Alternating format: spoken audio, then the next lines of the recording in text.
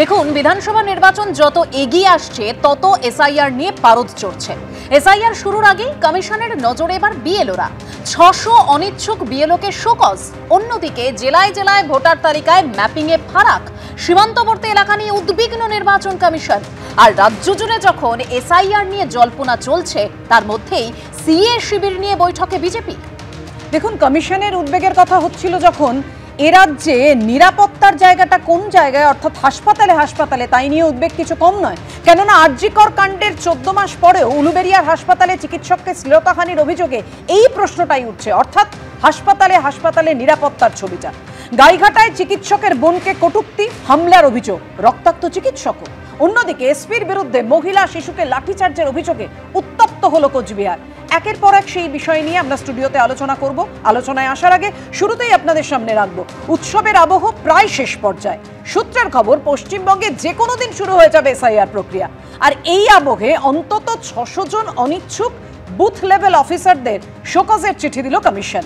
ঠিক কি কারণে এই প্রক্রিয়ায় অংশগ্রহণ করছেন না সরকারি কর্মীদের একাংশ, তা জানতে চাইল নির্বাচন কমিশন। এমনকি চিঠি পাওয়ার ৭২ ঘন্টার মধ্যে কারণ দর্শাতে না পারলে তাদের বিরুদ্ধে আইনানুগ ব্যবস্থারও হুঁশিয়ারি দিয়েছে নির্বাচন কমিশন। পাল্টা বিবৃতি দিয়ে জানিয়েছেন একাধিক সরকারি কর্মীরা। একদিকে শাসকের প্রচ্ছন্ন হুমকি হুঁশিয়ারি, অন্যদিকে নির্বাচন কমিশনের কড়া বার্তা। এর মধ্যে পড়ে আগে থেকেই চিড়েচাপটা অবস্থা বুথ লেভেল অফিসার বা বিএলওদের, যাদের ওপর ভোটার তালিকার বিশেষ সংশোধনের গুরু দায়িত্ব। নিরাপত্তাহীনতায় ভুগছেন তাদের অনেকেই। এই আবহে এবার এসআইআর শুরু হওয়ার আগেই অন্তত ৬০০ জন অনিচ্ছুক বুথ লেভেল অফিসারকে শোকজ করল নির্বাচন কমিশন। নির্বাচন কমিশন সূত্রের খবর, ইআরওর তরফে পাঠানো চিঠিতে লেখা হয়েছে, বিএলও হিসেবে কাজের নিয়োগপত্র পাওয়া সত্ত্বেও অনেকেই নির্বাচন প্রক্রিয়ায় অসহযোগিতা করছেন। ঠিক কী কারণে এই প্রক্রিয়ায় অংশগ্রহণ করছেন না সরকারি কর্মীদের একাংশ? আরপিআই অ্যাক্ট অনুযায়ী তা জানাতে বাধ্য তাঁরা। এমনকি চিঠি পাওয়ার ৭২ ঘন্টার মধ্যে কারণ দর্শাতে না পারলে তাদের বিরুদ্ধে আইনানুগ ব্যবস্থা নেওয়ারও হুঁশিয়ারি দিয়েছে নির্বাচন কমিশন। পাল্টা ইআরও তরফে পাঠানো চিঠির জবাব দিয়েছেন বুথ লেভেল অফিসার বা বিএলওরা। চিঠিতে তাঁরা লিখেছেন, নিয়োগপত্রে লেখা রয়েছে এই নিয়োগ বাধ্যতামূলক নয়, অতএব এই নিয়োগপত্র গ্রহণ করা বা না করার পূর্ণ স্বাধীনতা রয়েছে একজন সরকারি কর্মীর। এও লক্ষ্য করা গেছে, বিএলওর দায়িত্ব পালনের মতো জনসেবার কাজে ব্যক্তিগত মোবাইল ফোন কিংবা নিজস্ব ডেটা প্যাক ব্যবহার করতে হচ্ছে, যার কোনো নির্দেশ নিয়োগপত্রে লেখা নেই। নির্বাচন কমিশনের গাইডলাইনে লেখা আছে, বিএলও নিয়োগের ক্ষেত্রে যতটা সম্ভব এড়িয়ে যেতে হবে শিক্ষকদের, তাও মেনে চলা হয়নি। আমরা মনে করি নিরাপত্তা পেলে বিএলওরা কাজ করতে চাইবেন, কোনো অসুবিধা হওয়ার কথা নয়। প্রথম থেকেই যেভাবে মাননীয় মুখ্যমন্ত্রীর বক্তব্য বা বিরোধী দলনেতা শুভেন্দু অধিকারী যেভাবে বিএলওদের বিহারের উদাহরণ দিয়ে হুমকি দেখাচ্ছেন প্রথম থেকে আর কি, তাতে করে অনেকেই আশঙ্কিত। উল্লেখযোগ্য বিষয় হলো, চাকরির নিরাপত্তা নিয়েও উদ্বেগ প্রকাশ করেছেন একাধিক বিএলও। তাদের দাবি, বিভিন্ন আদালতে প্রাথমিকে নিয়োগ ও চাকরির মেয়াদের অস্থিরতার মধ্যে বিএলওর দায়িত্ব গ্রহণ করে নিজের চাকরি জীবনে আর ঝুঁকি বাড়াতে চান না তারা।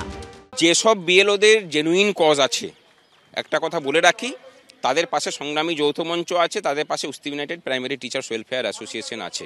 যদি প্রয়োজন পড়ে তারা যদি কোনো ব্যবস্থা নেন, তাহলে তার বিরুদ্ধে আমরা আদালতের দ্বারস্থও হব। মানে ডেটা সিকিউরিটি জায়গা থেকে এটা উচিত নয়। নির্বাচন কমিশন যথেষ্ট পয়সা নয়ছয় করে। এই নিয়ে শুরু হয়েছে রাজনৈতিক লড়াইও। এই মমতা বন্দ্যোপাধ্যায়ের হুমকি, যে রাজ্যের তিনি প্রশাসনিক প্রধান, তিনি যদি হুমকি দেন যে আমি এসআইআর করতে দেব না, বিএলওদেরকে কি পরিমাণ মানসিক চাপের মুখে পড়তে হচ্ছে সেটা আপনারা ভাবুন। তাই আমি নির্বাচন কমিশনকে বলবো যে এই বিএলওদের সাথে কথা বলে তাদের সুরক্ষার ব্যবস্থাটা বিশেষ করে দেখতে। নির্বাচন কমিশনকে তো খানিকটা রাজনৈতিকভাবে প্রভাব খাটিয়ে ব্যবহার করছে বিজেপি, এ তো বোঝা যাচ্ছে। বিজেপির সংগঠন নেই, বিজেপির কমিটি নেই, বিজেপির গ্রহণযোগ্যতা নেই, বিজেপিকে মানুষ বাংলার শত্রু বলে মনে করেন। এই পরিস্থিতিতে নির্বাচন কমিশনকে অপব্যবহার করে তাদের প্রভাব খাটিয়ে নানা ধরনের চক্রান্তমূলক ক্রিয়াকলাপ করছে বিজেপি। বাংলার মানুষ এসব ব্যর্থ করে দেবে। ভোটার তালিকা সংশোধনের কাজে গিয়ে সমস্যায় পড়লে বিএলওদের সাহায্য করতে এগিয়ে এলো সংগ্রামী যৌথ মঞ্চ। সংগ্রামী যৌথ মঞ্চের তরফে 2টি নম্বর চালু করা হয়েছে। নম্বরগুলি হল 7001881628 ও 7908043606। এর পাশাপাশি একটি ইমেল আইডিও চালু করা হয়েছে যৌথ সংগ্রামী মঞ্চের তরফে, sjmhelp@gmail.com। রুমা পাল, ঐশী মুখোপাধ্যায়, উজ্জ্বল মুখোপাধ্যায়ের রিপোর্ট, এবিপি আনন্দ। আমি সরাসরি আলোচনায় আসবো এবং শুরুতেই বৈশ্বনাথ চট্টোপাধ্যায়ের কাছে যাব। বৈশ্বনাথদা, যেভাবে বিএলওরা মানে বিএলওদের একাংশ তারা অনিচ্ছা প্রকাশ করেছেন, তাতে বিজেপির বক্তব্য অর্থাৎ বিরোধীদের যেটা বক্তব্য যে তৃণমূলের নেতারা অর্থাৎ মন্ত্রী থেকে শুরু করে বিধায়করা তারা যেভাবে চাপ দিচ্ছে বিএলওদের, তারা ভয় পাচ্ছেন, নিরাপত্তাহীনতার ভয় পাচ্ছেন, তাই তারা এই কাজ থেকে পিছিয়ে আসছেন। না, আমি বলবো যে জাতীয় নির্বাচন কমিশন একটা সাংবিধানিক সংস্থা এবং তার কাছে আমরা নিরপেক্ষতা আশা করি, আমরা সম্মান করি, তো সংবিধান মেনে ওনার চলা উচিত। আপনি বলুন আমাকে যে এই নির্বাচন কমিশনের এসআইআর নিয়ে বিজেপি বিরোধী সমস্ত রাজনৈতিক দল এটা পার্লামেন্টের ফ্লোরে আলোচনার জন্য তুলতে চেয়েছিল, বিজেপি কেন এই আলোচনাটা তুলতে এত ওদের তীব্র আপত্তি কেন? আজকে নির্বাচন কমিশনের এই যে ভোটার লিস্টের কারচুপি, এটা নিয়ে মহারাষ্ট্রে সরব হয়েছে সবাই বিরোধীরা, বিজেপি বিরোধীরা, দিল্লিতে সরব হয়েছে, বিহারে এত লোকের নাম ভোটার লিস্টে বাদ দিয়েছিল, তারপরে সেটা আদালতের নির্দেশ হয়েছে, তারপরেও 47 লোকের নাম বাদ গেছে, পিছিয়ে পড়া বর্গের মানুষের নাম বাদ যাচ্ছে। ভোটার লিস্ট নিয়ে যদি অমিত শাহের সচিব জ্ঞানেশ কুমার তিনি নির্বাচন কমিশনের মাথায় বসে যদি ভোটার লিস্ট নিয়ে কারচুপি করেন, ভিন্ন ভিন্ন রাজ্যে তিনি এটা করেছেন এবং এই নিয়ে ভোটার লিস্টের এসআইআর নিয়ে সবাই আলোচনা চেয়েছে, বিজেপি বিরোধী সমস্ত রাজনৈতিক দল এটা পার্লামেন্টে তুলে তার ফ্লোরে আলোচনা করতে চেয়েছে। আপনি বলুন না, 2024-এ এই ভোটার লিস্ট নিয়ে প্রধানমন্ত্রী হলেন নরেন্দ্র মোদী, তিনি বিজেপি কেন্দ্রে সরকার চালাচ্ছে, তাহলে সেই ভোটার লিস্টে যদি গোলমাল থাকে তাহলে প্রধানমন্ত্রীর নির্বাচনটাই তো আগে বাতিল হয়ে ওনাকেই রিজিগনেশন দিয়ে ওনাকেই তো ফ্রেশভাবে নির্বাচনে আসা উচিত। এসআইআর করার নামে ঠিক নির্বাচনের ঠিক আগে এটা করা হচ্ছে, বিহারে ঠিক নির্বাচনের আগে করা হলো। 2024-এ হয়নি বলে 2026-এ হবে না? 2024-এ তো এই ভোটার লিস্ট তাহলে তো কখনোই হবে না, কখনোই করতে দেওয়া সম্ভব না। ভোটার লিস্টটা এই ভোটার লিস্টের উপর দাঁড়িয়েই তো উনি প্রধানমন্ত্রী, তাহলে এই ভোটার লিস্ট যদি ভুয়ো ভোটার থেকে থাকে তাহলে সেই ভুয়ো ভোটারের ভোটেই তো তাহলে উনি নির্বাচিত হয়েছেন বলে পেটে যাবে, তাহলে তিনি আগে রিজাইন করুন, করে আবার লোকসভার ভোট হোক। আমরা তো বলছি যে ভোটার লিস্টের সংশোধন হবে, হোক, আমাদের আপত্তি নেই, কিন্তু ঠিক নির্বাচনের আগে করে বাংলার মানুষের যারা তাদেরকে বাদ দেওয়া হবে বা জেনুইন ভোটারদের, বৈধ ভোটারদের নাম বাদ দেওয়া হবে, যেটা মহারাষ্ট্রে হয়েছে, যেটা দিল্লিতে হয়েছে এবং এটা বিজেপি বিরোধী সমস্ত রাজনৈতিক দল। একটা প্রশ্ন বলছে, হ্যাঁ বলবেন কি, যে আগে থেকে আপনারা কি করে ধরে নিচ্ছেন বা আপনাদের মনে হচ্ছে এই সন্দেহের জায়গাটা তৈরি হচ্ছে যে বৈধ ভোটারের নাম বাদ যাবে? মহারাষ্ট্রে তাই হয়েছে, হরিয়ানাতে আমি বলছি ওরা 5 থেকে 7 2024-এ 6.7% প্রায় 13 লক্ষ ভোটারের নাম হরিয়ানাতে বাদ দিয়েছে, দিল্লিতে বাদ দিয়েছে, মহারাষ্ট্রে বাদ দিয়েছে, এসআইআর সফল হয়েছে। বৈশ্বনাথ, আপনি বলবেন বিহারে এসআইআর সফল হয়েছে সেটা সরকার সহযোগিতা করেছে বলে, কিন্তু এই জায়গায় শুভেন্দু অধিকারী যেটা অভিযোগ করছেন যে এখানে 100% সফল হওয়া তো দূর, মানে অনেক জায়গায় সমস্ত বুথে এসআইআর করা যাবে কিনা তাই নিয়ে আশঙ্কার জায়গা তৈরি হয়েছে এবং তিনি বলছেন বিএলওরা নির্ভয়ে প্রাণকে হাতে রেখে মানে বাঁচিয়ে করতে পারবেন কিনা। শুভেন্দু বাবু তো সমস্ত ব্যাপারটাকে বিভ্রান্ত তৈরি করেন, উনি বারবার ডেডলাইন দেন, কোনো কিছু করতে পারছেন না, কোনো সংগঠন নেই, নির্বাচনে হেরে যাচ্ছেন, যার ফলে উনি নানান ধরনের মতলব খোঁজেন যে কি করে ব্যাপারটাকে ওনার দলের বিরুদ্ধে ভারতবর্ষের সমস্ত রাজনৈতিক দল পার্লামেন্টের দাঁড়িয়ে আলোচনা চেয়েছিল, সেই আলোচনাটা কেন ওরা আপত্তি করে করতে দেয়নি, এই প্রশ্নের উত্তর ওনাকে দিতে বলুন। মহারাষ্ট্রে কারচুপি হয়েছে এটা সমস্ত বিরোধী রাজনৈতিক দল বলেছে, দিল্লিতে কারচুপি হয়েছে, হরিয়ানাতে কারচুপি হয়েছে, বিহারে কারচুপি হয়েছে। এই জায়গা থেকে আমি কেয়াদির কাছে যাব। কেয়াদি, অর্থাৎ পুরোটাই আপনাদের চক্রান্ত, কোথাও গিয়ে এসআইআর কে সামনে রেখে সিএ এনআরসি করার চেষ্টা, অর্থাৎ পুরোটাই ওই ভোট দখলের একটা প্যাকেজ বিজেপি। দেখুন, এরকম ওই তোতা পাখির মতন বলে গেলে তার তো উত্তর আমার কাছে নেই, আমার খালি যে উত্তরগুলো নির্দিষ্ট উত্তর আছে, কয়েকটা প্রশ্নের উত্তর আমার চাই। প্রতি বছর প্রতি সময় যে কোনো ভোটের সময় স্বাভাবিক নিয়মেই ভোটার তালিকা সংশোধন এমনিতেই হয়, স্বাভাবিকভাবেই হয়। এইবারও আমি কয়েকটা উপনির্বাচন বলছি, এই খুব হালফিলে যেটা কালীগঞ্জে হয়েছে, সেখানেও প্রায় সম্ভবত 6000 মৃত ভোটার বাদ গেছে। তো এটাও কি তাহলে কারচুপি? আমি জানি না। আর যার কথা বলছেন এদের এই নির্বাচন কমিশনার নিয়ে, এই নির্বাচন কমিশনার তো পশ্চিমবঙ্গ মমতা বন্দ্যোপাধ্যায়ের ক্যাবিনেটের তিনি ক্যাডার ছিলেন, সেখানকার তিনি আমলা ছিলেন। হঠাৎ করে এতদিন তিনি আপনজন, এখন কেন পর হয়েছেন আমি জানি না, সেটাও তাদের ব্যক্তিগত ব্যাপার। কিন্তু আমার বক্তব্য হচ্ছে ভোটার তালিকা সংশোধনী যে মমতা বন্দ্যোপাধ্যায় চেয়েছে, যে তৃণমূল কংগ্রেসে ফেব্রুয়ারি মাসে চেয়েছে, যখন সেটা বাস্তবায়িত হচ্ছে তখন কেন আপত্তি? কোথাও কে বলেছে যে যোগ্য ভোটার বাদ যাবে? আমি জানি না বৈশানর বাবু কাল থেকে টিয়া পাখি নিয়ে রাস্তায় বসবেন কিনা, উনি ভবিষ্যৎ দ্রষ্টা কিনা, কিন্তু এইটুকু বলতে পারি কোথাও তো বলা হয়নি যে যোগ্য ভোটার। আমরা বলছি অযোগ্য ভোটার, যারা মৃত ভোটার, যারা ডুপ্লিকেট ভোটার, ফাঁকা প্লট, সেই প্লটে পর্যন্ত 4-5 করে নাম ঢুকিয়ে দেওয়া হয়েছে। আজকেও মুর্শিদাবাদে বাংলাদেশি একজন ধরা পড়েছে, গ্রেপ্তার কে করেছে? পশ্চিমবঙ্গ পুলিশ। অথচ তা এরা বলছেন যে না কাউকে বাদ দেওয়া যাবে না। আরে আমরাও তো বলছি যোগ্য ভোটার বাদ দেওয়া যাবে না, কিন্তু একটা অযোগ্যকে রাখা হবে না।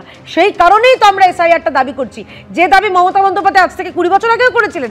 আজকে মমতা বন্দ্যোপাধ্যায় জানেন যে এই মৃত ভোটার, ডুপ্লিকেট ভোটার, পালিয়ে যাওয়া ভোটার, পশ্চিমবঙ্গ থেকে নেই ভোটার এবং রোহিঙ্গা অনুপ্রবেশকারীরা বা বাংলাদেশি অনুপ্রবেশকারীরা, এরা হচ্ছে মমতা বন্দ্যোপাধ্যায়ের এখন কোর ভোটার। তাদেরকে যেতে নাহি দিব মনোভাব নিয়েই পশ্চিমবঙ্গে মমতা বন্দ্যোপাধ্যায় বলছেন। এবং কি ভয়ঙ্কর অবস্থা চিন্তা করুন, যে বিএলওরা বলছেন, তারা তো স্পষ্ট বলে দিচ্ছেন যে আমরা এই মুহূর্তে আমাদের নিজেদের প্রাণ সংশয় হয়েছে, দিনের শেষে প্রত্যেকের নিজের প্রাণ দামি।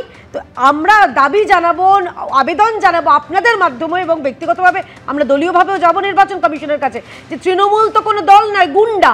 যে গুন্ডা দেশের সংসদের একজন সাংসদ এবং আমাদের বিধায়ক এবং তথা বিরোধী দলের যিনি চিফ মুখ্য সচেতক শঙ্কর ঘোষকে যেভাবে তারা মারধর করেছে, এই গুন্ডা কোম্পানিকে পরাস্ত করতে গেলে বিএলওদের নিরাপত্তা প্রয়োজন। তা না হলে সাধারণ মানুষ যারা বিএলও, প্রত্যেকেরই ভয় আছে। তো সেই কারণেই তো তারা ভয় প্রকাশ করছে।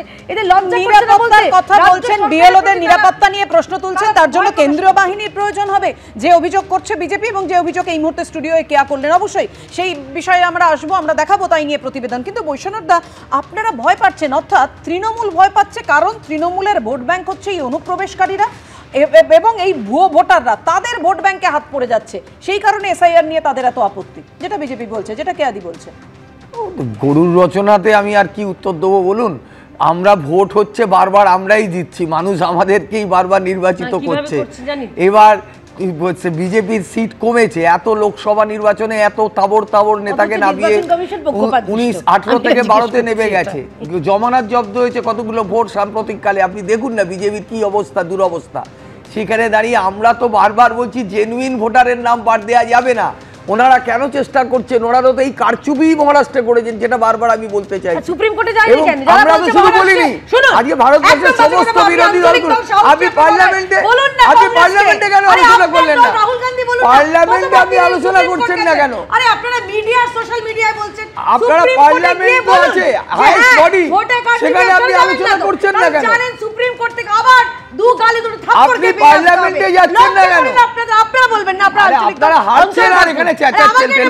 বেশ আমি আসবো, তবে যা পরিস্থিতি, একদিকে শাসকের হুমকি এবং তারই মধ্যে কমিশনের কড়া বার্তা, তার মাঝখানে বিএলওদের অবস্থা খুব একটা ভালো নয়। আর এরই মধ্যে শাসকের ওই যে ঠিক যেরকম বলছিলাম হুমকি, হুঁশিয়ারি, কিভাবে আক্রমণ শানিয়েছেন শাসকের নেতা মন্ত্রী থেকে বিধায়করা বিএলওদের, একবার দেখাবো আপনাদের। তৃণমূল কংগ্রেসের কর্মীরা আছেন, তাদেরকে অনুরোধ করব, তৈরি থাকুন। বিএলওরা যখন সঙ্গে যাবে আপনারা সঙ্গে যাবেন, যে ভোটার থাকবে না তার ফর্মটা নিয়ে নেবেন। খুব তাড়াতাড়ি শুরু হবে, আপনারা জানেন। যারা বুথ লেভেল এজেন্ট হয়েছে বিএলএ, তারা কিন্তু দলের যেদিন থেকে বিএলও অর্থাৎ বুথ লেভেল অফিসার, যে গ্রামে যে বুথে তিনি গিয়ে বাড়ি বাড়ি জিজ্ঞাসাবাদ শুরু করবেন, সেইখানে যিনি আমার দলের বিএলএ আছেন, ওই বিএলওর সাথে, ওই সরকারি আধিকারিকের সাথে আপনাকেও বাড়ি বাড়ি যেতে হবে। একটা গন্ডগোল পাকাচ্ছে এরা। বিএলওদের দিকে দৃষ্টি রাখুন আপনারা। বিএলওরা সবাই ভাববেন না যে স্কুল টিচার শুধু আমার লোক, এরকম না। রোহিঙ্গা মুসলমানের নাম ভোটার তালিকায় থাকতে পারে না। সাত শেখ হরিহরপাড়া মুর্শিদাবাদে যে গ্রেপ্তার হয়েছে, তিনি 3 বার তৃণমূলকে ভোট দিয়েছেন। বিহারে যদি 30 লাখ বাদ চলে যায়, এখানে 90 লক্ষ আছে। কোন রোহিঙ্গা মুসলমানের নাম ভোটার তালিকায় থাকবে না, থাকবে না, থাকবে না। एक एक वार्ड का एक बूथ लेवल ऑफिसर है। फिर से मैं इनका परिचय आपके साथ करवा दे रहा हूँ। 34 नंबर बूथ का दायित्व में है अनिमा मुखर्जी, तो 35 नंबर वार्ड का दायित्व में है एम दुर्गा रानी, 35 नंबर वार्ड में ही रहते हैं। 36 नंबर वार्ड में है दीदी मोनी, हमारे शास्त्री शिक्षा निकेतन स्कूल का जो है चंदना दास मोहंती। 37 पार्ट का रामानंद तिवारी। 38 नंबर पार्ट का उसी पार्ट का है रवि, हम लोग का मास्टर रविंद्रनाथ, वो है हमारे 38 number part. Election commission appointment किया, ये कोई पार्टी अपॉइंटमेंट इनको नहीं किया, इलेक्शन कमीशन ऑफ इंडिया इनको अपॉइंटमेंट दिया ये काम करने के लिए। আমি এবার বিশ্বনাথ চক্রবর্তীর কাছে যাব। বিশ্বনাথ দা, শাসক দলের নেতারা একেবারে চিহ্নিত করে দিচ্ছেন, কি মনে হয় আপনার বিহারের মতো বাংলাতেও সব বুথে এসআইআর করা সম্ভব হবে যে আশঙ্কা বিরোধীরা করছে? না, এটা তুমি যদি দেখো ধারাবাহিকভাবে, তাহলে পশ্চিমবাংলায় একমাত্র আমি মনে হয় প্রথম বলেছি যে পশ্চিমবাংলায় এসআইআর হবে না। এবং এই যখন আমি এসআইআর হবে না বলেছি তখন অনেকেই রাগ করেছেন, বিশেষ করে বিজেপির দলের তরফ থেকে। তার কারণ মানে দেখো, ইলেকশন কমিশনের কোনো স্টাফ নেই, ইলেকশন কমিশনের নিজস্ব কোনো অফিসার নেই, ইলেকশন কমিশনের নিজস্ব ডাইরেক্ট কোনো কর্মী বাহিনী নেই। ফলে এই কর্মী বাহিনী রাজ্য সরকারের। মমতা বন্দ্যোপাধ্যায় যেদিন বার্তা দিয়ে দিয়েছেন রাজ্য সরকারের কর্মচারীদের যে আপনাদের ইলেকশনের আগেও আমাদের নিয়ন্ত্রণে থাকতে হবে, ইলেকশনের পরেও আমাদের নিয়ন্ত্রণে থাকতে হবে, তখন ইলেকশন কর্মী যারা মানে বিএলও, তাদের কাঁধে কয়টা মাথা আছে যে স্বাধীন নিরপেক্ষভাবে তারা মানে ইলেকশন কমিশনের নিয়ন্ত্রণের থেকে এই কাজটা করতে পারবেন। আবার উল্টো দিকেই শুভেন্দু অধিকারী সমেত সবাই যেটা বলবার চেষ্টা করছেন যে বিহারে এতজন মানে জেলে গেছে, এতজনের সাজা হয়েছে। ফলে একদিকে ইলেকশন কমিশন বা বিরোধী দলের প্রধান বিরোধী দল বিজেপির চাপ বিএলওদের উপর, আরেকদিকে মমতা বন্দ্যোপাধ্যায় যিনি মুখ্যমন্ত্রী তার দল পুরোপুরি নেমে গেছে বিএলওদের উপর নিয়ন্ত্রণ করতে। অর্থাৎ আমার শর্তে আমার মত অনুসারে ভোটার তালিকা সংশোধন হবে, সেখানে মানে আমরা যা বলবো সেই অনুযায়ী তোমাকে কাজ করতে হবে। ফলে দূর দরব থেকেই রাজনীতির চাপ আছে। এবং একইভাবে তোমাকে আমি বলতে চাই যে ইলেকশন কমিশন যে ধরনের উদ্যোগ নিয়ে কাজটা শুরু করার কথা আমার মনে হয়েছে প্রথমেই ব্যর্থ। এই কারণেই যে এই কাজটা করতে গেলে প্রথমেই অবজারভার নিয়োগ করতে হতো জেলায় জেলায়, প্রত্যেকটা জেলায় একজন করে অবজারভার নিয়োগ করে ডিএম অফিসে বসাতে হতো এবং তার তত্ত্বাবধানে বা তার নিয়ন্ত্রণে প্রত্যক্ষ নিয়ন্ত্রণের মধ্য দিয়ে বিএলওদের ট্রেনিং করা, বিএলওদের পোস্টিং করা, বিএলওদের কাজকর্ম নিয়ন্ত্রণ করার উদ্যোগ নিতে হতো।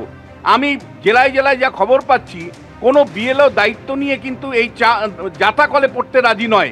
তারা বলেছে যে তাদের মতন করে তথ্য যা পাবে সেগুলো সমস্ত কিছু তারা বিডিও অফিসে মানে পাঠিয়ে দিবে এবং ফাইনাল সিদ্ধান্ত বিডিও নিবে। তুমি জানো বিডিওর উপর এ রাজ্যের প্রশাসনের চূড়ান্ত নিয়ন্ত্রণ আছে।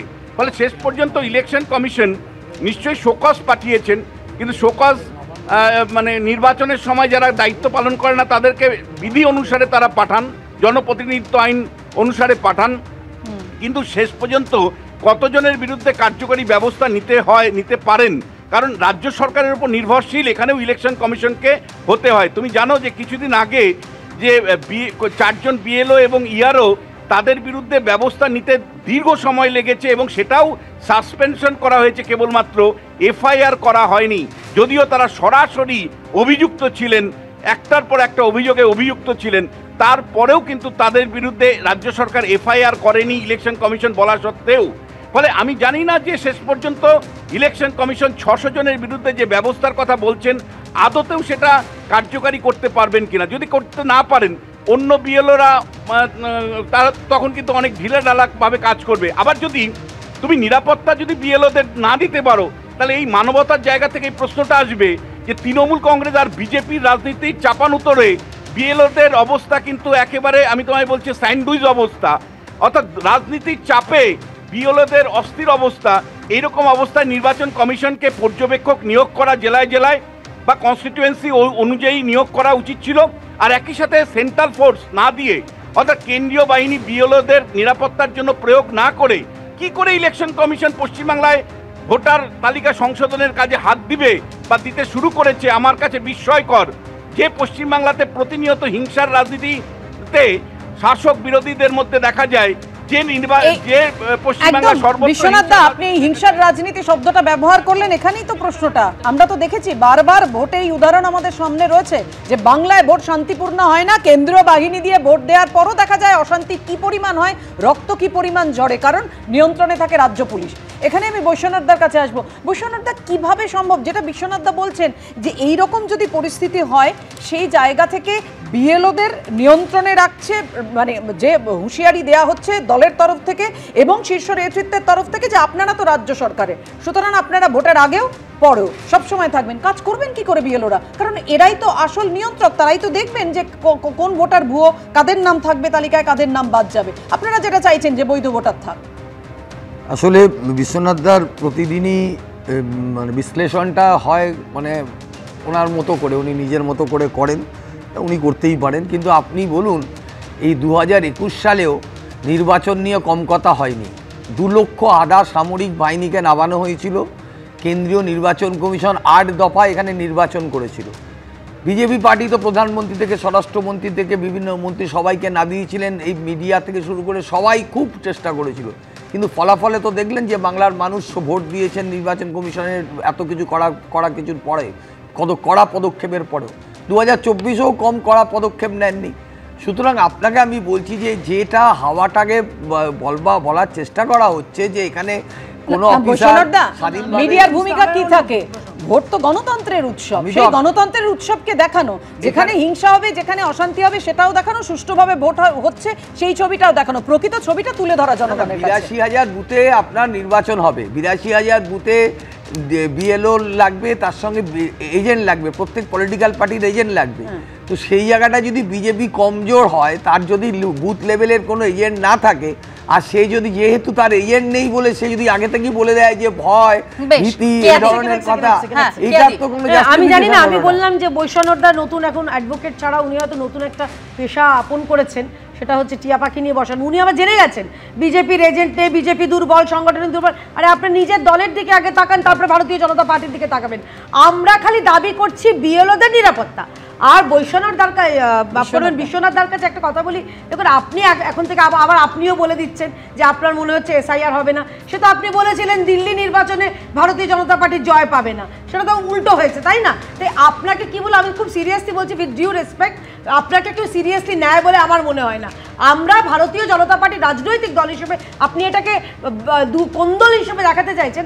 আমরা খালি বলছি এই রাজ্যে যারা যোগ্য ভোটার তারা কেন ভোট দিতে পারবে না, তাদের কেন অধিকার বঞ্চিত করা হবে? আমাদের তো সামান্য দাবি, তৃণমূল যত অযোগ্য ভোটারকে ঢোকাতে চাইছে, রোহিঙ্গা, বাংলাদেশি, মৃত ভোটার, ডুপ্লিকেট ভোটার, দ্বিজের মুখোপাধ্যায় থেকে শুরু করে শ্রমিকদার বাবা মা সবাইকে টেনে নিয়ে এসে এই মর্তে ধরাধামে ভোট দেওয়াতে চাইছে, যেটাকে আমরা বারণ করছি। তাতে অসুবিধাটা কি হচ্ছে আমি তো বুঝতে পারছি না। আমাদের শুধুমাত্র দাবি হচ্ছে এখানে সুষ্ঠু নির্বাচন হোক, সুষ্ঠু নির্বাচন। আর দেখুন এই যে এসআইআর এর আবহাওয়া, তার মধ্যে কিন্তু আবার সীমান্তবর্তী জেলাগুলিতে আবার চিন্তার ছবি। দার্জিলিং, জলপাইগুড়ি এই 2 জেলা বাদে শেষ হয়েছে সব জায়গায় ম্যাপিং এর কাজ। এর মধ্যে উত্তর 24 পরগনা, কোচবিহার, পশ্চিম বর্ধমানে 2002 এর ভোটার তালিকার সঙ্গে 2025 এর তালিকার অর্ধেকও মিলছে না বলে খবর। দেখুন, বিহারের পর পশ্চিমবঙ্গেও ভোটার তালিকার বিশেষ সংশোধনের প্রস্তুতি চলছে জোর কদমে। জেলায় জেলায় ভোটার তালিকায় ম্যাপিং এর কাজও প্রায় শেষ পর্যায়ে।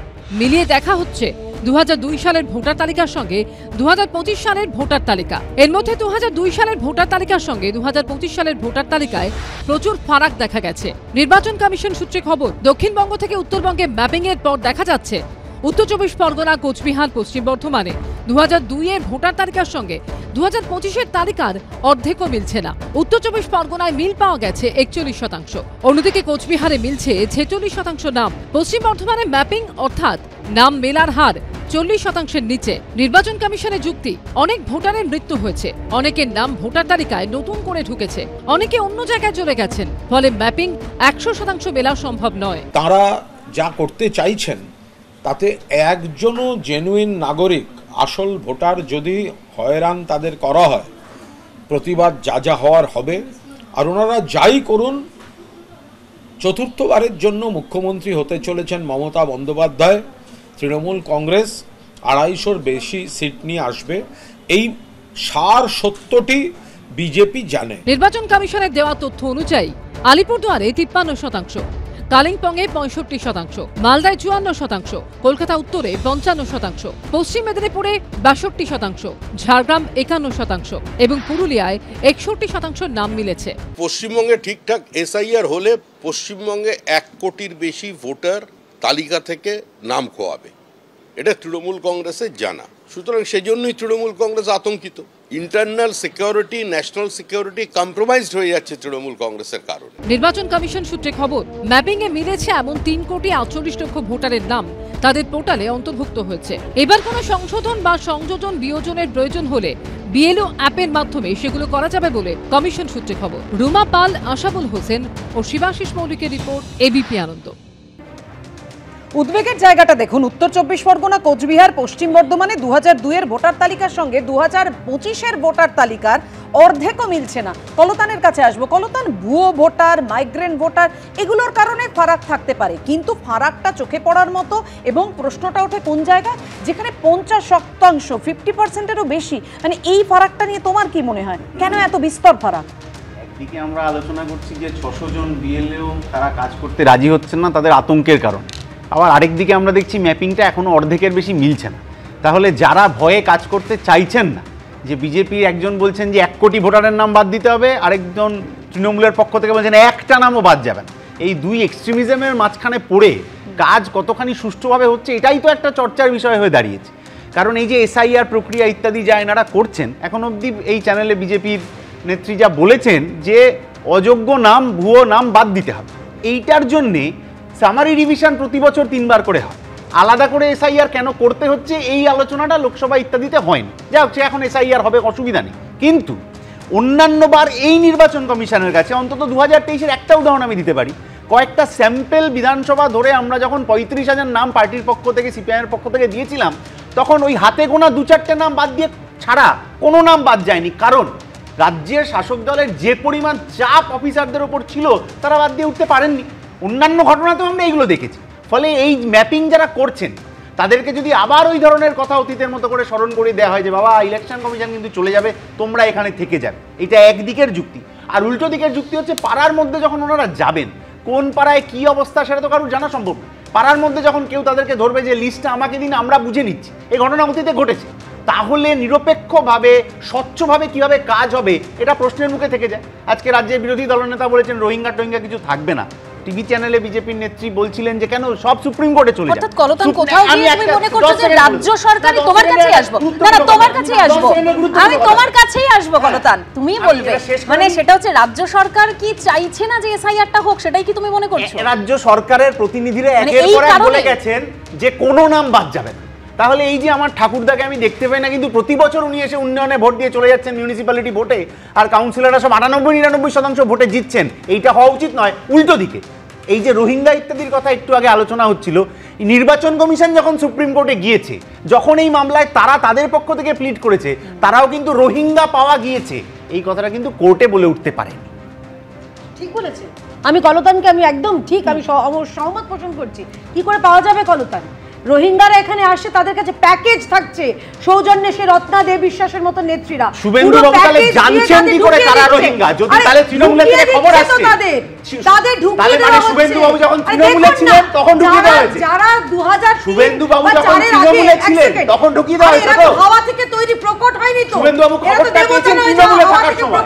আমি এই কথাই বলছি। 2003 দুজনে না, এক এক করে।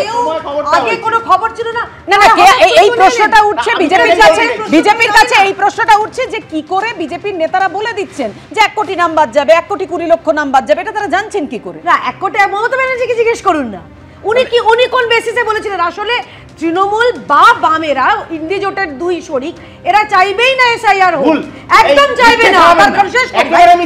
শেষ করি। আপনি 1 কোটি সংখ্যাটা বলছেন যে চাপ তৈরি করে, এই চাপের জন্য বিএলওরা সঠিকভাবে কাজ করছে। একদিকে যেমন বিডিওদের চাপ আছে, একদিকে বিজেপির চাপ আছে। যে সময় বিরোধী নেত্রী ছিলেন, তিনি যে অভিযোগটা করতেন যে বামেদের যে ভোটার তালিকা বা যে ভোটের ভুয়ো ভোটার হোক, ডেড ভোটার হোক, যাদের জেরে বামেরা বছর বছর জিতছে, ঠিক সেই অভিযোগ এখন আমরা বলছি তো মমতা ব্যানার্জি ক্ষমতায় আছে, আমরা তো চ্যালেঞ্জ করছি, ফিগারটা তো মমতা ব্যানার্জি দিয়েছিলেন। মানে তৃণমূলের দাবিটা আপনারা করছেন, দাবি কেন হবে? এটা তো ঠিক কথা, এটা তো জেনুইন, এই লাইনটা ঠিক আছে, জেনুইন আছে। তৃণমূলের দাবি আপনারা করছেন, এই লাইনটা ঠিক আছে। বলছি ওই একই জায়গায় তোমাদেরও ব্যথা যেখানে ওদেরও ব্যথা, শুভেন্দু বাবুর ব্যথা যেখানে আপনার ব্যথা আরে শুভেন্দুকে চিন্তা করো না, তুমি সৃজনকে নিয়ে চিন্তা করো, এরা তো সৃজনকে নিয়ে শুভেন্দু বাবুকে তোমাকে চিন্তা করতে হবে না। বিরোধীদের কথায় দেখুন বারবার করে উঠে আসে তৃণমূলের বিরুদ্ধে অভিযোগ শোনাতে গিয়ে একটা নাম, তার নাম হচ্ছে রত্না বিশ্বাস। তিনি কি বলেছিলেন ওপার থেকে আসা ভোটারদের জন্য, তাদেরকে নাম তোলানোর জন্য? দেখুন, এখানে অনেক মানে জাতিদার নির্বাচনী এলাকায় অনেক বাংলাদেশি লোক এখানে বসবাস করেন।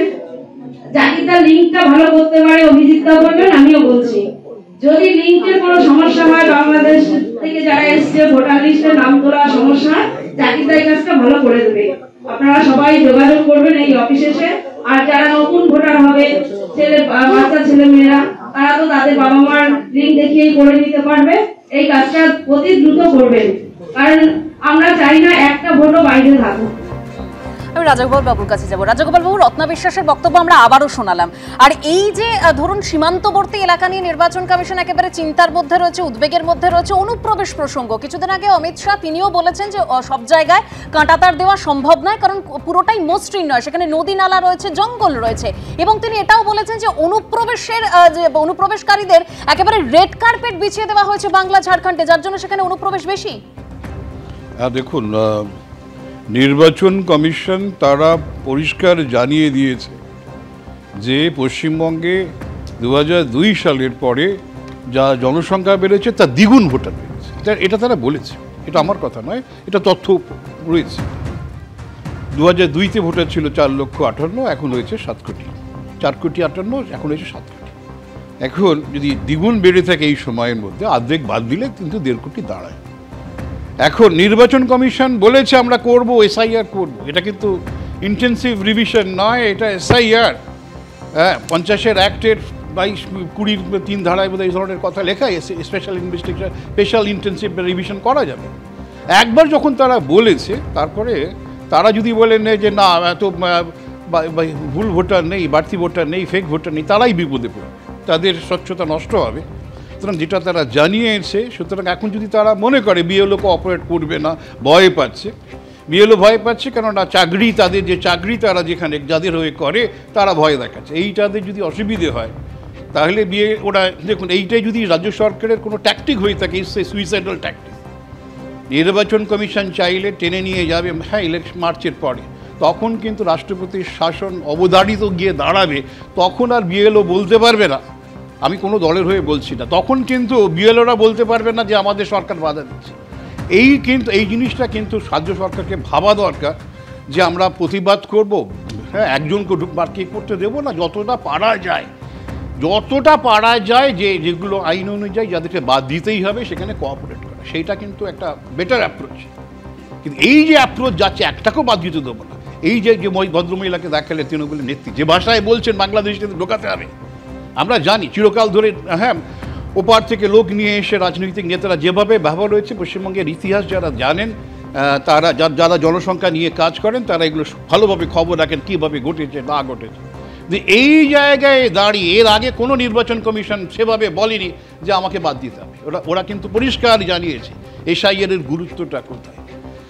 সুতরাং এই জায়গায় দাঁড়িয়ে দেখুন, এখন যদি নির্বাচন কমিশন ফেরত আসে, নির্বাচন কমিশন তার যে ঘোষিত নীতি থেকে সরে আসে, একটা সেটিংয়ের তত্ত্ব এমনভাবে চলবে, তখন কিন্তু কেন্দ্র সরকারের মুখ রক্ষা মুশকিল হবে পশ্চিমবঙ্গে।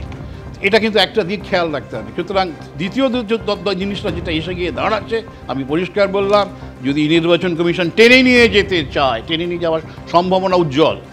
এখন এটা যদি আমরা প্রতি মুহূর্তে যখন যেভাবে বিহার সরকার কোঅপারেট করেছে, আমরা দেখেছি, হ্যাঁ, আগে থেকে হওয়া উচিত, সেসব ঠিক আছে যেগুলো হয়, কেননা এই যে নির্বাচন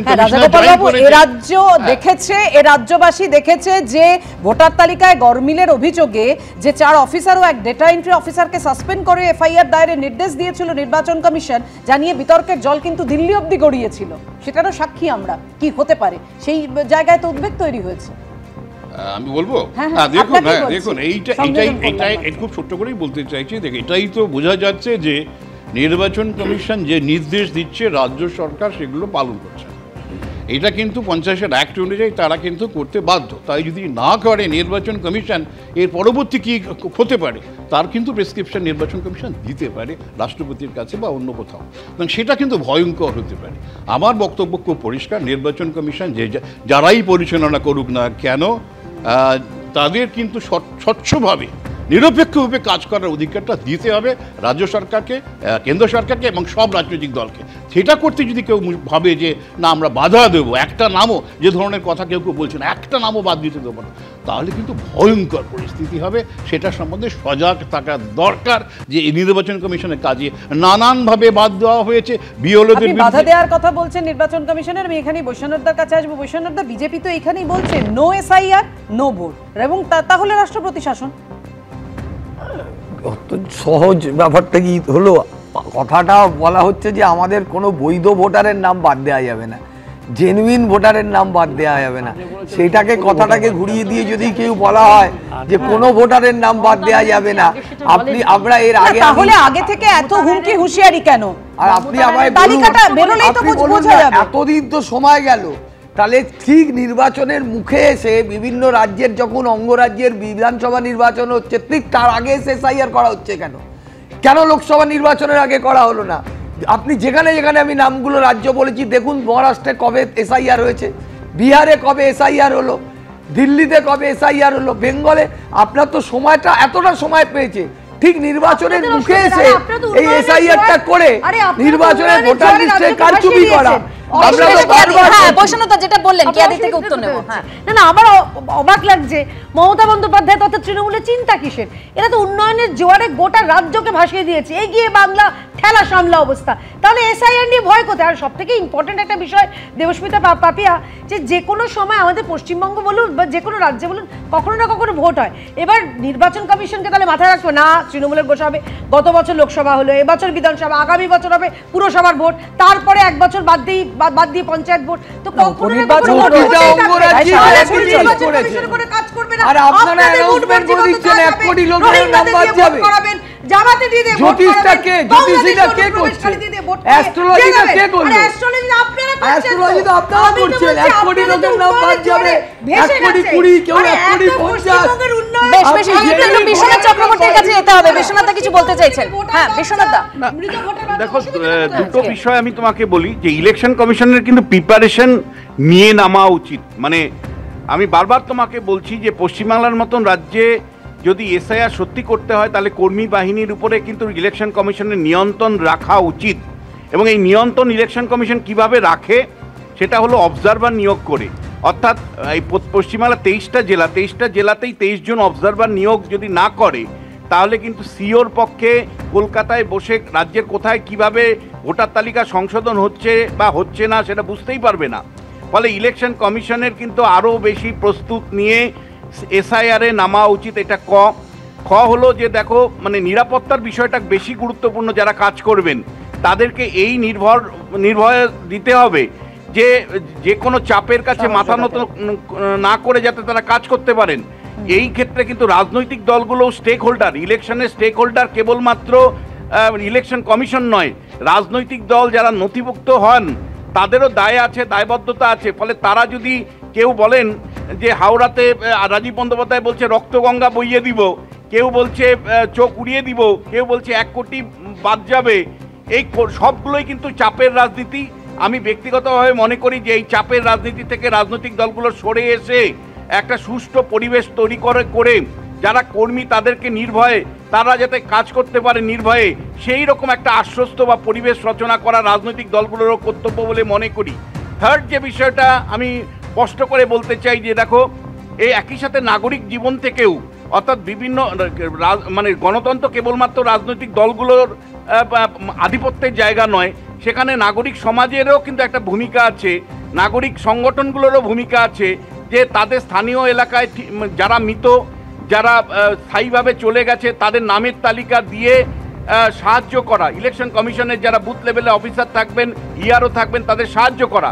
অর্থাৎ সমাজের ইলেকশন কমিশন কিন্তু সবসময়ই বলে যে community participation is very important. Election কমিশনে তুমি যদি বিভিন্ন দলিল দস্তাবেজ দেখো তাহলে দেখবে বারবার ওরা কমিউনিটি পার্টিসিপেশনের উপর জোর দেয়। ফলে কমিউনিটি বা একেবারে সমাজের থেকে যে সংগঠনগুলো আছে, সামাজিক সংগঠনগুলো আছে, তাদেরও একটা গুরুত্বপূর্ণ ভূমিকা আছে মানুষকে সজাগ করানো, ওয়াকিবহল করানো এবং ভুয়ো ভোটার, মৃত ভোটার, বেনামি ভোটার যদি কেউ থাকে সেটা ইলেকশন কমিশনের কাছে জমা দেওয়া। ফলে একটা সামগ্রিক প্রক্রিয়া, এই প্রক্রিয়া যদি রাজনৈতিক একদম বিশ্বনাথ দা ঠিক যে কথা বলছেন, এটা একটা সামগ্রিক প্রক্রিয়া এবং এখান থেকেই প্রশ্ন উঠছে যদি এসআইআর হয়, যদি অবৈধ এবং ভুয়ো ভোটারের নাম বাদ যায় তাহলে আপত্তিটা কোথায়? আর একদিকে দেখুন যখন ভোটার তালিকার বিশেষ সংশোধন ঘিরে একটা রাজনৈতিক চাপানোতর চলছে, তখন সিএ নিয়ে তৎপরতা শুরু হয়েছে বঙ্গ বিজেপিতে। সূত্রের খবর, রাজ্যে 700টি সিএ শিবির করতে চাইছে বিজেপি। বাংলাদেশ সীমান্ত লাগোয়া জেলাগুলিতে বাড়তি গুরুত্ব দিচ্ছে গেরুয়া শিবির। পশ্চিমবঙ্গে ভোটার তালিকার বিশেষ সংশোধনের তোড়জোড় প্রায় শেষ। যে কোনো দিনেই শুরু হয়ে যেতে পারে এসআইআর। ফুটছে বঙ্গ রাজনীতি। বিজেপি নেতাদের কেউ 1 কোটি, কেউ তার বেশি নাম বাদ যাওয়ার ভবিষ্যৎবাণী করছেন। পাল্টা রক্তগঙ্গা বইয়ে দেওয়া, এমনকি চোখ উপড়ে নেওয়ার মতো হুমকি হুঁশিয়ারি দিচ্ছেন তৃণমূলের নেতা মন্ত্রীরা। এই আবহেই সিএ নিয়ে তৎপরতা শুরু হয়েছে বঙ্গ বিজেপিতে। এবার রাজ্য জুড়ে 700টি সিএ শিবির করতে চলেছে গেরুয়া শিবির। এই এসআইআর আবহে দেখা গেল বঙ্গ বিজেপি তারা কিন্তু সিএ নিয়ে তৎপরতা বাড়াচ্ছে। বঙ্গ বিজেপির রাজ্য দপ্তর, সল্টলেকের যে রাজ্য দপ্তর রয়েছে বঙ্গ বিজেপির, সেখানে চলছে বিশেষ বৈঠক এবং সেই বিশেষ বৈঠকে আজকে উপস্থিত রয়েছেন কেন্দ্রীয় নেতারা। ভোটার তালিকার বিশেষ সংশোধন উস্কে দিয়েছে বাংলাদেশ থেকে অনুপ্রবেশের প্রসঙ্গ। এই আবহেই বাংলাদেশি মুসলিমদের বিরুদ্ধে হুঙ্কার ছাড়ার সঙ্গে সঙ্গেই বাংলাদেশ থেকে আগত হিন্দুদের জন্য আশ্বাসের বাণী শোনা যাচ্ছে শুভেন্দু অধিকারীর মতো রাজ্য বিজেপির শীর্ষ নেতাদের গলায়। উল্টো দিকে এসআইআর, এনআরসিকে একসঙ্গে জুড়ে বিজেপিকে পাল্টা আক্রমণ করছেন মমতা বন্দ্যোপাধ্যায়। ভারতীয়দের কোনো সমস্যা নেই, ডকুমেন্ট দেখাবেন, নাম উঠে যাবে। আর বাংলাদেশের মুসলমান নাম উঠবে না, বাংলাদেশের হিন্দুদের নাম উঠবে। কেন উঠবে? তারা শরণার্থী। সামনে এসআইআর আর পেছনে কি? পেছনে মির্জাফর স্যার। ভোটের নামে এসআইআর, পেছনে মির্জাফর স্যার, এনআরসি। বাংলাদেশ থেকে আগত মতুয়া সম্প্রদায়ের একটি বড় অংশ বিজেপির ভোটার। এসআইআর এর জেরে তারা কোনোভাবে আশঙ্কায় ভুগলে তা বিজেপির পক্ষে উদ্বেগের হবে। সেই কারণেই কি সিএ নিয়ে এখন বিজেপির এই সক্রিয়তা? রাজনৈতিক মহলে উঠছে প্রশ্ন। রাজ্য জুড়ে সিএ শিবির করার পরিকল্পনা নিয়েছে বিজেপি। বাংলাদেশ সীমান্ত লাগোয়া জলপাইগুড়ি, কোচবিহার, নদিয়া, মালদা, মুর্শিদাবাদ, উত্তর 24 পরগনার মতো জেলাগুলোতে বিশেষ নজর দিচ্ছে গেরুয়া শিবির। আমরা তো বাংলাদেশের উদ্বাস্তু হিন্দুদের পক্ষে এবং তার জন্য আমরা সহযোগিতা করব, আমরা ক্যাম্প করব, অর্থ সাহায্য করব, তাদের পাশে দাঁড়াবো। বিজেপি যতক্ষণ আছে ততক্ষণ পশ্চিমবঙ্গে একজন হিন্দু উদ্বাস্তুর কেশাগ্র কেউ স্পর্শ করতে পারবে না এবং ভারতীয় মুসলমান তাদেরও কেশাগ্র কেউ স্পর্শ করতে পারবে না। কে বিজেপি সিএ ক্যাম্প করার? মানুষকে ভেদাভেদের রাজনীতি প্ররোচনা দেয়া হচ্ছে, অশান্তি তৈরির চেষ্টা করা হচ্ছে, এগুলো কোনো কাজের কথা হচ্ছে না। আসল দরকার হচ্ছে মানুষের উন্নয়ন। রুটি কাপড়া মাকান। এই রাজ্যের অন্তঃসত্ত্বা মহিলাকে পাঠিয়ে দেওয়া হচ্ছে বাংলাদেশে, আর এসছে এখানে সিএ এর ক্যাম্প করতে। এসআইআর এর ফলে কত নাম বাদ যাবে, কাদের নাম বাদ যাবে? এই যোগ বিয়োগের খেলায় কোন দল লাভবান হবে? এর উত্তর বিধানসভা ভোটের ফল বেরোলেই বোঝা যাবে। শিবাশিস মৌলিক ও আশাবুল হোসেনের রিপোর্ট, এবিপি আনন্দ। কেন্দ্রীয় স্বরাষ্ট্রমন্ত্রী বলেছিলেন যে এসআইআর এর কেন প্রয়োজন, কারণ এই অনুপ্রবেশকারীদের জন্য জনবিন্যাসটাই বদলে যাচ্ছে। আমি অনিন্দার কাছে আসবো। অনিন্দা, মুখ্যমন্ত্রী পর্যন্ত তো উদ্বেগ প্রকাশ করেছিলেন যে বহিরাগতদের ভরে যাচ্ছে একেবারে ভবানীপুরে, এবং সেই জায়গায় পরে তিনি বহিরাগত ব্যাখ্যাও দিয়েছিলেন একটি রাজনৈতিক দল বলে। শুভেন্দু অধিকারীও বলেছিলেন যে নন্দীগ্রামে কিভাবে একেবারে বহিরাগত বাংলাদেশিরা তারা ঢুকে পড়ছে নন্দীগ্রামে। আচ্ছা, এই বহিরাগতরা তারা ঢুকছে কিভাবে? যদি বিএসএফ দায়ী হয় তাহলে সমানভাবে দায়ী কি স্থানীয় প্রশাসন, রাজ্য প্রশাসনও নয়? একটা সুবিধা আছে, রাজনৈতিক নেতা নেত্রীদের একটা সুবিধা আছে, বিরোধী থাকলে তখন এক কথা বলবো, এবার যখন ক্ষমতায় আসবো তখন সেগুলো ভুলে যাব, সেগুলোকে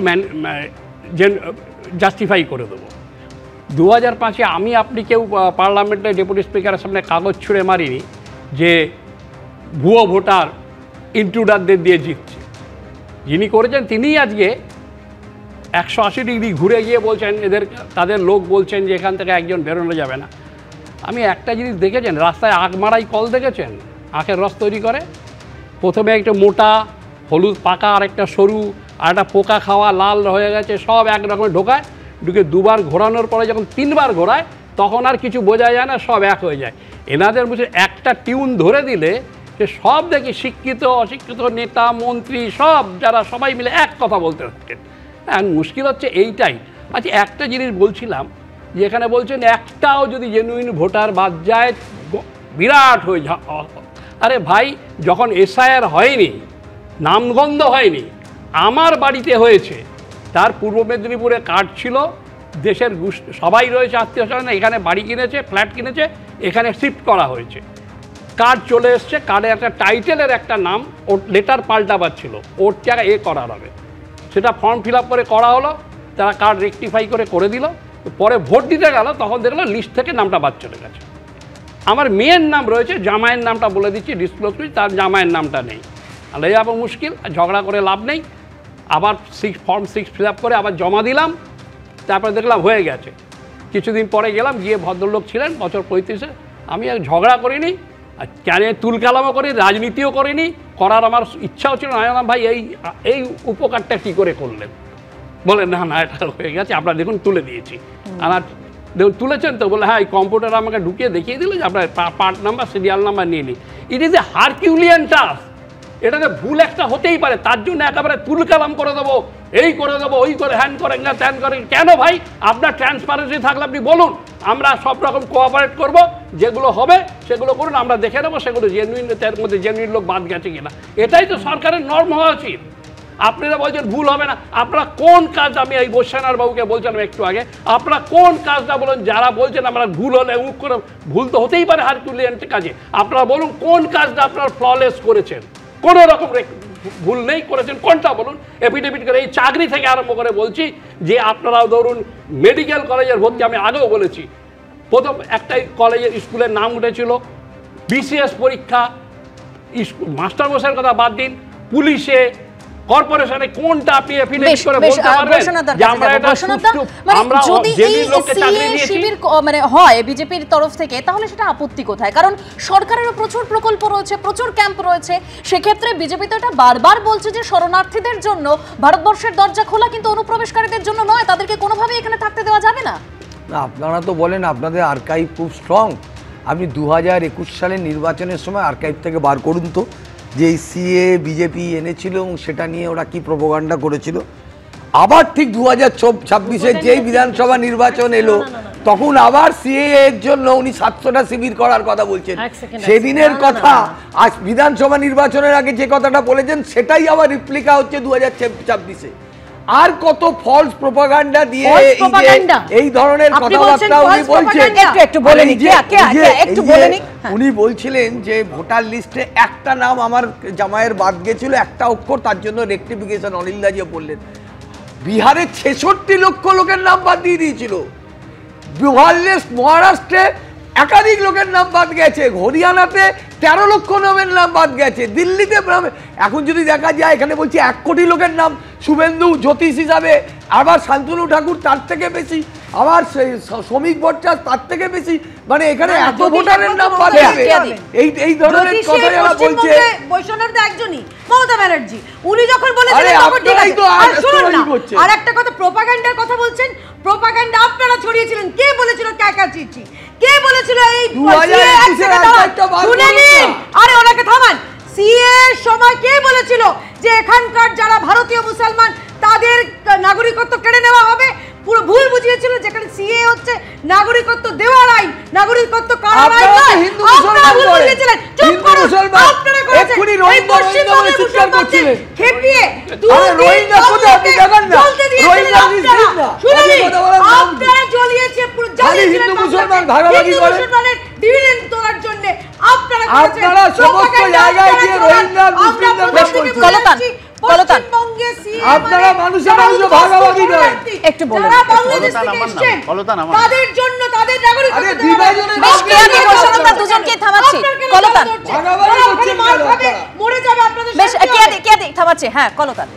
গতিটা গুরুত্বপূর্ণ গলার জোরের থেকে। এই মতুয়াদের নিয়ে আবার কথা উঠেছে 2019 থেকে 21, যখন এই সিএ ইত্যাদি চালু করার কথা হলো তখন বিজেপির নেতারা, তৃণমূলের নেতারা সবাই ঝাঁপিয়ে পড়েছিলেন মতুয়াদের নাগরিকত্ব ইত্যাদি ইত্যাদি নিয়ে অনেকগুলো কথা হয়েছিল। আপনি নিশ্চয়ই পুরনো ভিডিও টিডিও ইত্যাদিতে পাবেন। তাহলে আবার এইটা করতে হচ্ছে নতুন করে কেন? তাহলে কি আগের বারের প্রজেক্টটা সাকসেসফুল হয়নি? প্রজেক্টটা সাকসেসফুল হলো না কেন? তাহলে কি আইনটার মধ্যে কোনো গন্ডগোল থেকে গেছিল না অন্য কোনো কারণ? এইগুলো আমাদের কিন্তু বারংবার চর্চায় থাকতে হবে, কারণ এখন একটা হাইপের মধ্যে চর্চা হয়ে যায়, তারপরে আমরা আবার সেগুলো ভুলে যাই। এখন আবার 700 ক্যাম্প, 700 কেন, 7000 ক্যাম্পও হতে পারে, কিন্তু এই ক্যাম্প থেকে আসলে কি আউটকাম চাইছি, এই ক্যাম্প থেকে আসলে কি পেতে চাইছে এটা গুরুত্বপূর্ণ। আজকে বিজেপির নেতা বলছেন হিন্দু উদ্বাস্তু অমুক তমুক ইত্যাদির কথা, তো এই উদ্বাস্তুরা যখন এসছিলেন বাংলাদেশ মুক্তিযুদ্ধ ইত্যাদি ইত্যাদির সময়, তখন তো ইউসিআরসি ছিল রাস্তায়, তখন বিজেপি কোথায় ছিল? আজকে বলতেন অর্থ সাহায্য ইত্যাদি ইত্যাদি করব। আমি বলছি যে এইগুলো একদিকে তৃণমূলের নেতারা বলছেন, ওই ভদ্রমহিলা বললেন সব বাংলাদেশিদের নিয়ে আমি এখানে ভোটার করে দেবো, আর উল্টো দিকে বিজেপির নেতারা বলছেন যে আমি হচ্ছে যে এদেরকে কেশাগ্র স্পর্শ করতে পারবে না কেউ। আসামে এনআরসিতে 19 লাখ নাম বাদ গেল, কোন ধর্মের কতজন মানুষের নাম বাদ গেছে এটা নিশ্চয়ই তৃণমূল বিজেপি সবার মুখস্থ রয়েছে। ফলে তাদের কেশাগ্র কেন? তাদের তো জীবন জীবিকা চলে গেল। এই হাইপ তুলে এই ভয়ের রাজনীতি করে সাময়িক হচ্ছে যে মনকে বিচ্ছিন্ন রাখার চেষ্টা, যেটা আমাদের রাজ্যে আমাদের দেশে করার হচ্ছে, তাতে আদতে মানুষের লাভ কিছু হচ্ছে না, উল্টে ক্ষতি হচ্ছে। আমি জানি না পাপিয়া কলতান বাচ্চা ছেলে, ও 75-এ নিশ্চয়ই তার জন্ম হয়নি, 71 তো অনেক দূরের কথা। বিষয়টা হচ্ছে যে এই যে যারা এসেছিলেন উদ্বাস্তু হিসেবে 71 বা 47, আমার নিজের পরিবার 47-এ এসছে ভারতবর্ষে, পূর্ব পাকিস্তান, সেই সময় তো ভারত ছিল, সেই সময় এসেছিল ভারত ভাগের সময়। এই ব্যাপারটা হচ্ছে সেই সময় তাহলে পশ্চিমবঙ্গ সরকার সেই সময় কাদের সরকার ছিল? সেই সরকার কংগ্রেস বা পশ্চিমবঙ্গে বামে, তাদের সদিচ্ছা ছিল না, কারণ ওই উদ্বাস্তুদের দেখুন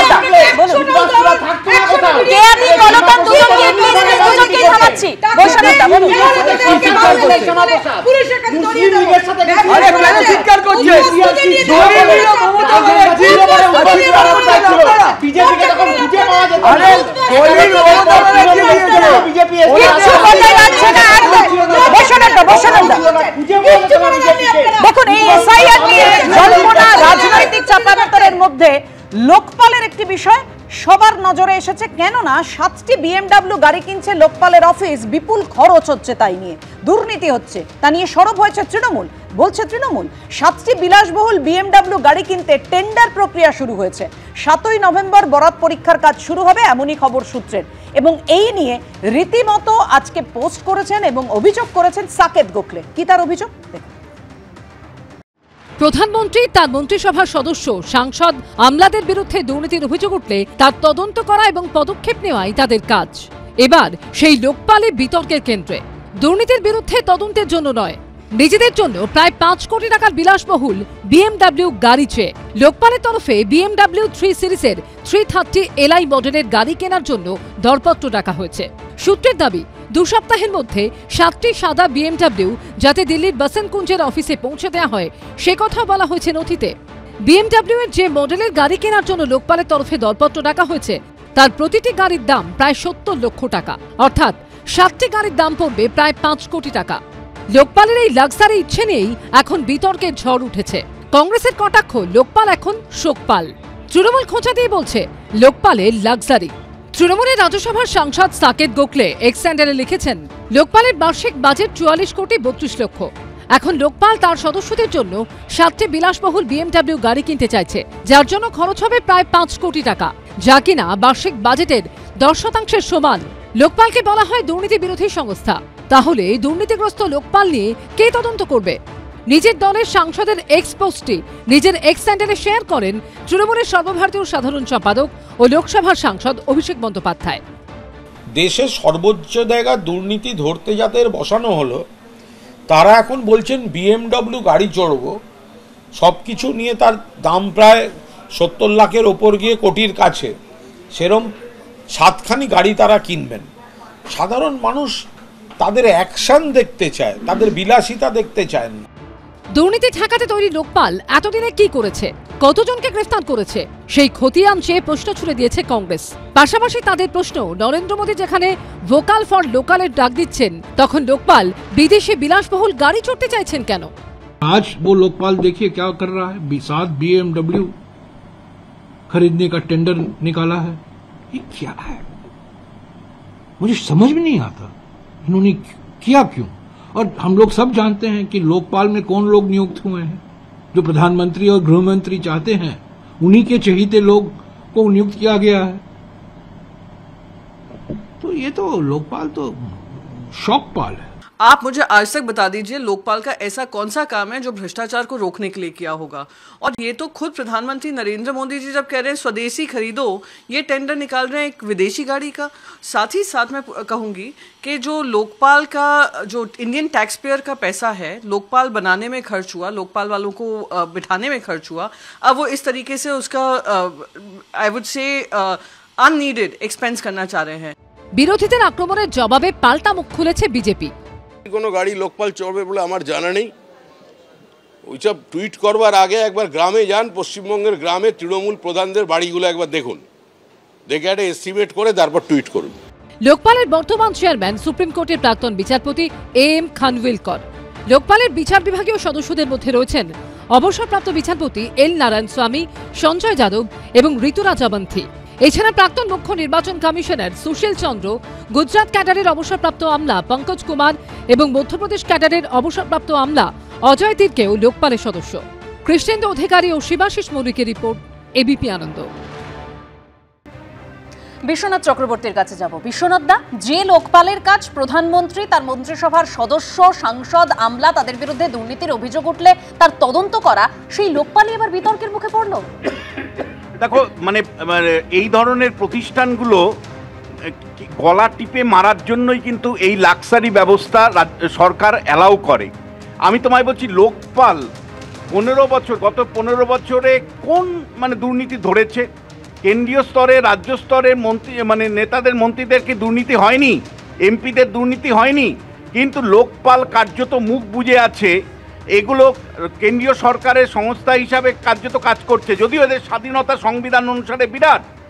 এবং এদেরকে কি করে, এদেরকে রিটায়ারমেন্টের পরে এই প্রতিষ্ঠানগুলোকে মেরে ফেলার জন্য লোক মানে এমন লোক পাঠানো হয়, প্রথমত আনুগত্যপূর্ণ, দ্বিতীয় যেটা সেটা হলো বিভিন্ন ধরনের লাক্সারি ব্যবস্থা করে এদেরকে বসে আনা হয়। একইভাবে কেন্দ্রের লোকপালের যে দশা দেখছ, পশ্চিমবাংলা বা রাজ্যগুলোতে, শুধু পশ্চিমবাংলা না সমস্ত রাজ্যগুলোতেই লোকায়ুক্ত নামক প্রতিষ্ঠান আছে, যেখানে রাজ্য সরকারের আমলা নেতাদেরকে দুর্নীতি দমন করবার জন্য তুমি বলতে পারো পশ্চিমবাংলা লোকায়ুক্ত প্রতিষ্ঠানের যিনি বিচারক বা যারা দায়িত্বে আছেন কয়টা দুর্নীতি ধরেছে, কয়টা দুর্নীতির তদন্ত করেছে, বিচার করেছে? সবই তো কলকাতা হাইকোর্টকে করতে হয় বা সিবিআই ইডির মাধ্যমে আসে। কেন লোকায়ুক্ত নামক প্রতিষ্ঠানটা বা লোকপাল নামক প্রতিষ্ঠান সাংবিধানিকভাবে কোয়াজি জুডিশিয়ারি কেন এরা দুর্নীতি দমনে গুরুত্বপূর্ণ ভূমিকা নিতে পারে না? তার কারণ শাসকরা চায় না, শাসকরা বিভিন্ন সুযোগ সুবিধা বিতরণ করে অবসরপ্রাপ্ত নিজেদের আনুগত্যপূর্ণ লোকগুলোকে কোথাও লোকপালে বসানো হচ্ছে, তো রাজ্য স্তরে লোকায়ুক্ততে বসানো হচ্ছে। ফলে দুর্নীতি দমন তো দূরের কথা, এরা লাক্সারি করে নিজের জীবনযাপন আরো মানে কিভাবে লাক্সারি করা যায় সেই কাজে নিয়োজিত থাকে। ট্যাক্স পেয়ারের টাকায় কি করে 70 লক্ষ টাকা করে এক একটা গাড়ির জন্য কেনা বরাদ্দ দিতে পারে, টেন্ডার ডাকতে পারে এবং 5.5 কোটি টাকা, 3.5 কোটি টাকার মতো খরচা করতে পারে। মানে একটা পাবলিক সার্ভেন্টের দায়িত্ব পালন করতে গিয়ে এই ধরনের লাক্সারি উদ্যোগ একটাই হতে পারে যে অবসরকালীন অবস্থায় এইসব পদে তারা আসেন, সেগুলোকে ভোগ করে কেবলমাত্র, এদের দেওয়ার কিছু নেই সমাজে, এদের দুর্নীতি দমনের কিছু নেই, ভোগ করবার জন্য। আমি কেয়ার কাছে আসবো। কেয়া, যেখানে ভারতের দুর্নীতি দমন কর্তৃপক্ষ বলা হয় লোকপালকে, সেই লোকপালের বিরুদ্ধে এমন অভিযোগ সবচেয়ে বিলাসবহুল BMW কিনছে। দেখুন, যেটা শ্রমিকদা বললেন সত্যি আমারও জানা নেই, কিন্তু বিষয়টা হচ্ছে কে অভিযোগ করে এনেছেন যে সাকেত গোখেল। কোন সাকেত গোখেল? যার বিরুদ্ধে পাবলিক মানি লন্ডারিং এর একদম অভিযোগ এবং সে জেলে গেছিল। কোন সাকেত গোখেল? এই কয়েকদিন আগেই তিনি দেশের আমাদের কেন্দ্রীয় মন্ত্রী হরদীপ সিং পুরী তার স্ত্রীকে নিয়ে একটা ভুল তথ্য পরিবেশন করেছিলেন এবং সুপ্রিম কোর্ট তাকে ফাইন করেছে, যে তার প্রচুর একটা আর্থিক ফাইন করেছে। সে বলেছে আমার টাকা নেই, বলেছে প্রতি মাসে তুমি যে সাংসদ হিসেবে বেতনটা পাও সেটা তুমি জরিমানা হিসেবে ভর্তুকি দিতে হবে। এবং সবথেকে বড় কথা, সাকেত গোখেল উনি এত কিছু খবর রাখেন, পশ্চিমবঙ্গে দুর্নীতি খবর পান না, পশ্চিমবঙ্গের এতগুলো ধর্ষণ হচ্ছে খবর পান না, আজকেই যে এই উলুবেড়িয়া হয়েছে বিভিন্ন ঘটনা হচ্ছে খবর পান না, আজকেই কিভাবে জিহাদিরা মা কালীর মাথাকে উড়িয়ে দিয়ে এই আমার কলকাতা থেকে মাত্র 85 কিলোমিটার দূরে ক্যানিংয়ে, এগুলো খবর পান না যে কলকাতা পুরসভায় একজন কাউন্সিলর 3 কোটি টাকার গাড়ি চেপে আসেন, সেই খবর পান না। হয়েছে কথা শেষ। আমার কথা হলো, আলোচনা হচ্ছিল যে লোকায়ুক্ত নিয়ে অবসরপ্রাপ্ত বিচারপতিরা এক একটা গাড়ি 70 লক্ষ টাকা করে, 5 কোটি টাকার গাড়ি। এটা সাকেত গোখেলে টুইট করার আগে আজকে সমস্ত সংবাদ, দৈনিক সংবাদপত্রে এই খবরটা বেরিয়েছে, খুব বড় আকারে বেরিয়েছে, যে যাদের দায়িত্ব দেয়া, যাদের জন্য আইন করা বা যাদের জন্য লোকায়ুক্ত তৈরি করা হলো যে তারা দুর্নীতি ধরবে, তারা লাক্সারি করছে জনগণের ট্যাক্সের টাকা নিয়ে। এক একটা গাড়ির BMW দাম 70 লক্ষ টাকা। এই কোশ্চেনটা যখন হলো তখন এইটাকে ধামাচাপা দেওয়ার জন্য, দৃষ্টি করানোর জন্য শ্রমিক বলছে, এখানে শ্রমিকবাবু বলছেন যে এটা নাকি পশ্চিমবাংলার গ্রামে ওনাকে ঘুরতে হবে। চোখের সামনে যা দেখা যাচ্ছে, এত টাকা টেন্ডার ডাকা হয়েছে, বিদেশি গাড়ি, লোকাল প্রধানমন্ত্রী নরেন্দ্র মোদী বলছে, আর সেখানে বিদেশ থেকে গাড়ি আসছে লোকায়ুক্তের সদস্যদের জন্য, অবসরপ্রাপ্ত বিচারপতি, গুজরাট ক্যাডার, এদের জন্য এত লাক্সারির টাকা কোথা থেকে সরকারের পাবলিক মানি? গুজরাট ক্যাডার ফেডার ভুলেছেন আপনাদের তো, গুজরাট থেকে আপনারা সাংসদ আমদানি করেছেন।